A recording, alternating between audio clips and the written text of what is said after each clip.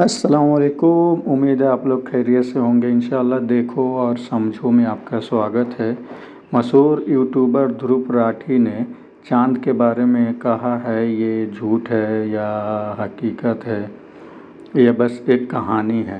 तो आइए जानते हैं साइंस की नज़र में और हिस्टोरियर के नज़र में से क्या असल में चाँद दो टुकड़ा हुआ था या नहीं हुआ था। एज अ मुस्लिम हम लोग तो बिलीव रखते हैं इसे, हाँ ये हकीकत है, बट साइंसी एतबार से और हिस्ट्रिकल एतबार से आइए देखेंगे इंशाल्लाह इस वीडियो में से ये क्या हकीकत है, फेक है, रियल है या फेक है। तो आइए देखते हैं और जानेंगे इंशाल्लाह इसके बारे में। इवन दो प्रॉफिट मोहम्मद और जीसस क्राइस्ट हिस्टोरिकल फिगर्स हैं, लेकिन जो मिरेकल्स की कहानियाँ इनसे अटैच करी जाती हैं वो हिस्टोरिकल नहीं है। ना तो साइंटिस्ट ना ही हिस्टोरियंस उन्हें सच मानते हैं, या फिर प्रॉफिट मोहम्मद की कहानी की कैसे उन्होंने चांद को अपनी तलवार से दो हिस्सों में बांट दी। ये सब माइथोलॉजिकल कहानियाँ हैं, साइंस और हिस्ट्री में इनकी कोई जगह नहीं है। अस्सलामु अलैकुम वरहमतुल्लाहि वबरकातुहू। यूट्यूबर ध्रुव राठी ने अपनी एक रीसेंट वीडियो में क्लेम किया है कि प्रॉफिट मोहम्मद सल्लल्लाहु अलैहि वसल्लम ने जो चांद के दो टुकड़े किए ये माइथोलॉजिकल कहानी है। साइंस और तारीख हिस्ट्री में इसके लिए कोई जगह नहीं है। आइए ये सवाल हम फेस टू फेस देखते हैं, क्योंकि बहुत लोग इस सवाल को पूछते हैं। तो आइए आज इसका जवाब देखते हैं। मैं आपके सामने जवाब 6 पॉइंट्स की शक्ल में रखना चाहता हूं, 3 हिस्टोरिकल और उसके आगे के 3 साइंटिफिक, और लास्ट में मैं बहुत अहम बात आपके सामने रखने वाला हूं। आप इस वीडियो को आखिर तक जरूर देखिए। आइए इस चीज की हम एनालिसिस करें। सबसे पहले एक बात तो क्लियर कर दीजिए कि अपनी तलवार से दो टुकड़े किए चांद के, ये तो कहीं नहीं दिया है। और जो हदीस आपके सामने सही बुखारी की कि मोहम्मद सल्लल्लाहु अलैहि वसल्लम की जिंदगी में चांद के दो टुकड़े हुए और मोहम्मद सल्लल्लाहु अलैहि वसल्लम ने फरमाया कि गवाह हो जाओ, ये हदीस अब्दुल्लाह इब्न मसूद ने बयान किया है। कुरान में सूरह कमर सूरह नंबर 54 आयत नंबर 1 to 3 में आता है, इक़्तरबतिस साअतु वनशक़्क़ल क़मर, कि क़यामत करीब आ गई है और चांद फट गया है। पता है चला कि क़यामत की निशानियों में से ये होना था कि चांद को फटना था, और ये डे ऑफ जजमेंट जो मरने के बाद एक जिंदगी आने वाली है जिसमें हम सबका हिसाब होगा, ये उसके प्रूफ्स में से एक प्रूफ है। वनशक़्क़ल क़मर उसकी निशानियों में से एक निशानी है। और जब ये हुआ तो इस चीज के बारे में आता है कि उन्होंने कहा सिहरुम मुस्तमिर, जो डिनायर्स थे, जो इनकार करने वाले, उन्होंने कहा ये तो एक जादू है जो कंटिन्यूसली हो रहा है हमारी आंखों पर। यानी उन्होंने ये नहीं कहा कि नहीं हुआ, उन्होंने कहा कि ये हमारी आंखों पे जैसे कि एक जादू है। अब मैं आपके सामने हिस्टोरिकल एविडेंस में सबसे पहली बात ये बेसिस को क्वेश्चन करना चाहता हूं एक मिसाल के साथ। अलेक्जेंडर द ग्रेट के बारे में हम सब जानते हैं कि कितने बड़े बादशाह थे, तकरीबन जीसस क्राइस्ट से 325 साल पहले जिए, और कितने बड़े इलाके में उन्होंने हुकूमत की जिंदगी के इतने कम सालों में। लेकिन सवाल यहां यह है, ये सब हमें पता कैसे चलता है? तो ओल्डेस्ट हिस्टोरिकल रिकॉर्ड कौन से हैं अलेक्जेंडर द ग्रेट के बारे में, जिनकी जिंदगी कहते हैं कि बहुत वेल डॉक्यूमेंटेड है? लेकिन आप देख रहे हैं कि कौन से आई विटनेसेस थे, किसने ये बात बयान की?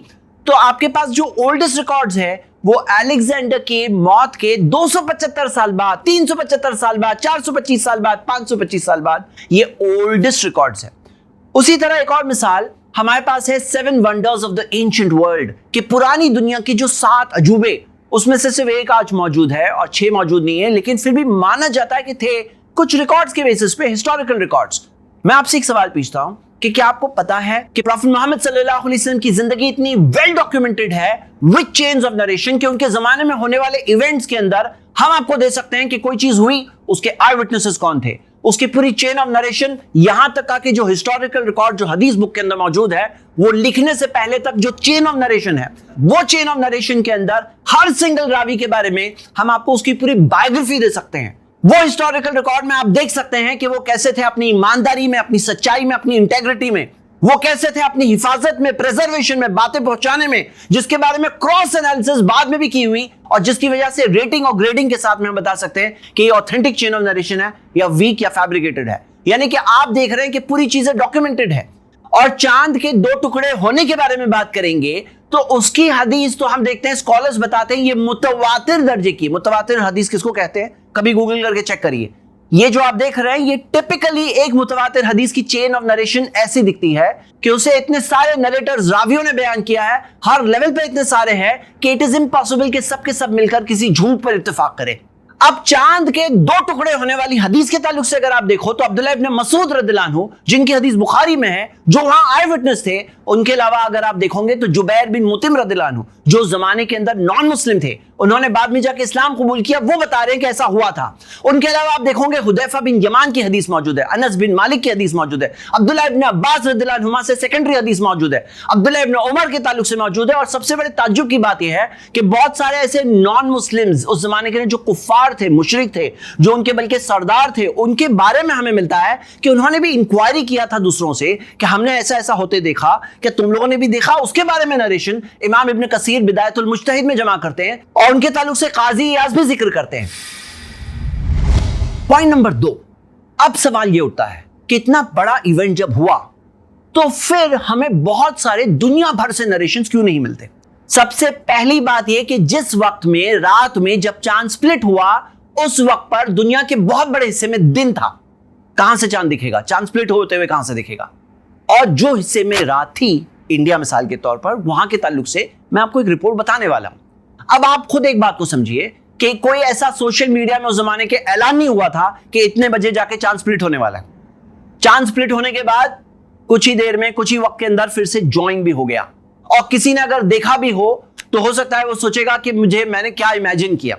और कोई जाकर अगर बयान करे तो उसे ये लगेगा कि मैं किसी को बताऊंगा तो कोई मेरी बात मानेगा नहीं मानेगा। ये सारे प्रॉब्लम्स होते हैं। इसी वजह से कायदा है, the absence of evidence is not the evidence of absence. किसी चीज की अगर दलील कहीं पर ना हो, उसका मतलब ये नहीं कि उसकी दलील है ही नहीं। मिसाल के तौर पर अगर आप देखो तो ग्रेट वॉल ऑफ चाइना, जो चाइना में मौजूद है जमाने से, लेकिन मार्को पोलो ने जब अपना सफरनामा पूरा रिकॉर्ड किया, उस सफरनामे में कहीं भी the great wall of China का जिक्र ही नहीं है। उसका मतलब यह नहीं होता कि उस जमाने के अंदर ग्रेट वॉल ऑफ चाइना था ही नहीं। पॉइंट नंबर 3, चेरामन पेरुमल नाम के एक नॉन मुस्लिम बादशाह ने चांद को इस तरह से स्प्लिट होते हुए देखा। इस चीज का जिक्र हम देखते हैं हिस्टोरियन MGS नारायण ने अपनी किताब में जिक्र किया है और उन्होंने ब्राह्मणिकल रिकॉर्ड्स केरोल पट्टी को कोट करते हुए बताया है कि हमारे पास डाउट करने का रीजन नहीं है कि ऐसा वाकया नहीं हुआ। उसी तरह सेबेस्टियन नाम के एक हिस्टोरियन ने भी यह बात को जिक्र किया है और कई सारे और हिस्टोरियंस ने भी इस बात को जिक्र किया। और केरला के अंदर ये एक बहुत फेमस स्टोरी है, बल्कि चेरामन पेरुमल की कायम की हुई मस्जिद उस जमाने की मौजूद है। उन्होंने चांद को देखा था। कुछ स्टोरीज के अंदर आता है कि वो खुद गए थे या उन्होंने इस्लाम कबूल किया था और इस तरह से ये मस्जिद उनकी बनी थी, जिसके बारे में हम ये देखते हैं कि हमारे प्राइम मिनिस्टर ने अपने ट्वीट्स में भी जिक्र किया। उसका एक गोल्डन रेप्लिका बना करके सऊदी के बादशाह को भी गिफ्ट किया। तो इस तरह का आई विटनेस रिकॉर्ड हम लोगों को मिल रहा है। इस्लामिक हिस्टोरिकल रिकॉर्ड्स के अंदर भी इस तरह की मैच होने वाली चीजें मिलती है जो इस चीज को और स्ट्रेंथ दे रही है। आइए अब हम साइंटिफिक प्रूफ्स की तरफ आते हैं। पॉइंट नंबर 4 कि चांद के ऊपर जो रिलेज मिले हैं, ऐसी दरारें जो मिली है, जैसे मिसाल के तौर पर आप ये देख सकते हैं, ये नासा की वेबसाइट से रीमा एरिडियस, जो 300 किलोमीटर लंबी दरार है इस तरह की, ये दरार क्या चीज इंडिकेट कर रही है? ये दरार और वैलिस एल्पिस जो तकरीबन 166 किलोमीटर बड़ी है, ये दरार भी एक हो सकती है निशानी जो उस चीज की तरफ इशारा कर रही है। जैसे मिसाल के तौर पे हवाई के अंदर जो लावा चैनल्स है जो एक चीज की तरफ इशारा कर रहे हैं, ये इस तरह की दरारें जो एक तरह से फॉर्म हो रही है, क्या ये चांद के दो टुकड़े होने के बाद मिलने की वजह से बनी थी? हो सकता है ये उसके प्रूफ्स में से प्रूफ हो। लेकिन मैं इस बात से एक बात वाजे कर देता हूं कि कुछ लोग जो सोशल मीडिया में क्लेम करते हैं कि नासा ने साबित कर दिया है कि चांद के दो टुकड़े हुए थे, तो नासा ने ऐसा कुछ साबित नहीं किया है। जो नासा ने खुद भी डिनाई किया कि उसने ऐसा कुछ साबित नहीं किया है। नासा ने सिर्फ इतना रिपोर्ट किया है कि चांद पर इस तरह की रिलेज दरारें मिली है। वो क्या साबित कर रही है वो आगे जाकर हम देखेंगे। अभी तो वो अननोन है कि इसकी वजह क्या थी। आइए पॉइंट नंबर 5 की तरफ आते हैं। चांद के ऊपर लोबेट स्कार्प्स मिले। लोबेट स्कार्प्स क्या है? मीलों के मील इस तरह से जमीन उठी हुई पूरी लाइन से स्पेस में से देखा जाए तो इस तरह से दिखाई देता है। और इस चीज के बारे में साइंटिस्ट डिस्कस कर रहे हैं कि आखिर में इसकी वजह क्या है। हो सकता है इसकी वजह यह हो कि चांद के दो टुकड़े होकर जब मिले हैं तो इस तरह से उसकी एक निशानी यहां आज भी देखने वालों के लिए बाकी है। पॉइंट नंबर 6, चांद के दो साइड्स है और दो साइड्स दोनों के दोनों बिल्कुल अलग है। जो साइड का रुख हमारी तरफ होता है वो एक ही साइड होती है। यानी आप जब भी चांद को देख रहे हो, आप चांद की एक ही साइड देख रहे हो और एक साइड है जो उसके पीछे है, जिसको हम कभी नहीं देखते हैं। जब देखा गया, उसे ऑब्जर्व किया गया तो पाया गया कि चांद की वो साइड इस साइड से बिल्कुल अलग है। इसकी क्या वजह है? साइंटिस्ट ने अलग अलग रीजंस दिया है। एक रीजन में ये दिया है कि हो सकता है एक दूसरा चांद आकर के मिला है और इस तरह से दो चांद मिल करके ये हमारा चांद बना है। तो क्या ऐसा पॉसिबल है कि दो चांद मिलकर के एक चांद बने? क्या ऐसा पॉसिबल है दो मिलकर बने हो? तो ये चीज के अंदर हम एक मिसाल देखते हैं सैटर्न का, जो थर्ड बिगेस्ट चांद है। सैटर्न के कई चांद है, उसमें से जो थर्ड बिगेस्ट है लैपिटस। तो लैपिटस को जब ऑब्जर्व किया गया, और आप देख रहे हो ये फोटोज, ये कोई फोटोशॉप नहीं है, ये खुद नासा की वेबसाइट का लिंक है, आप जाके खुद देख सकते हैं। तो ये सैटर्न के चांद के अंदर जो पूरी पूरी दरार है, इसकी वजह क्या है?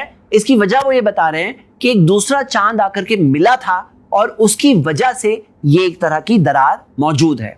मेरे 6 पॉइंट्स पूरे हुए, लेकिन सबसे बुनियादी बात यह है कि जो चांद के दो टुकड़े हुए, ये एक मिरेकल है। और मिरेकल कहते किसे हैं? एक ऐसी चीज जो नॉर्मली नहीं होती है।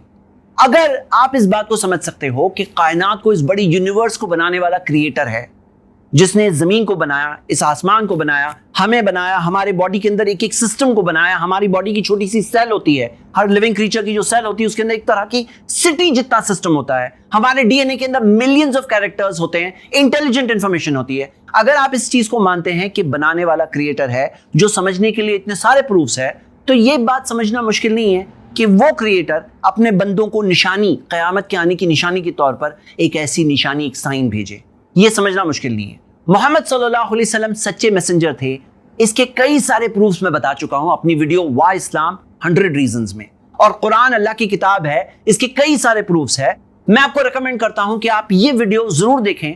अगर आपको ये बात समझ में आ जाए कि कुरान अल्लाह की किताब है, मोहम्मद सल्लल्लाहु अलैहि वसल्लम सच्चे रसूल हैं, फिर एक दिन आपको पता चलता है चांद के बारे में, तो ये चीज समझना फिर मुश्किल नहीं होगा इस कॉन्टेक्स्ट को देखकर कि इस्लाम ने जो जिंदगी का मकसद बताया, जो क्रिएटर का इंट्रोडक्शन बताया, जो जिंदगी के कई सारे अनसॉल्व्ड क्वेश्चंस के आंसर्स बताया, तो वो चीज जानने के बाद ये चीज समझना मुश्किल नहीं है कि क्रिएटर ने हम लोगों को सही रास्ता बताने के लिए एक मिरेकल, एक मौजज़ा भेजा जो क़यामत के आने की निशानी है। शुक्रिया। अस्सलाम वालेकुम।